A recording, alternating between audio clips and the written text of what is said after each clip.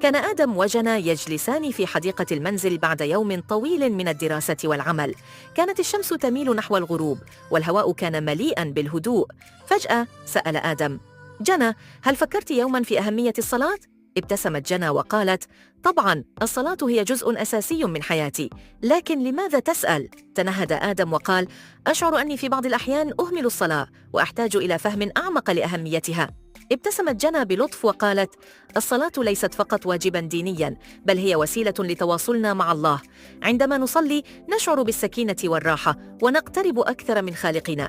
هي لحظة نترك فيها مشاكل الدنيا خلفنا ونتحدث إلى الله مباشرة. أومأ آدم بتفكير عميق: لكن هل الصلاة فعلاً تحدث هذا التغيير؟ أجابت جنى: نعم، الصلاة تمنحنا سلاماً داخلياً، تساعدنا على مواجهة التحديات والصعاب بثقة، لأنها تذكرنا بأننا لسنا وحدنا وأن الله دائماً معنا. كما أن الصلاة تعزز الروابط الروحية وتعلمنا الصبر والشكر.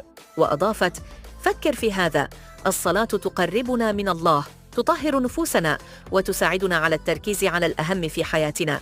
هي دعامة للإيمان وتعزز القيم الأخلاقية مثل الصدق، التواضع والعطاء.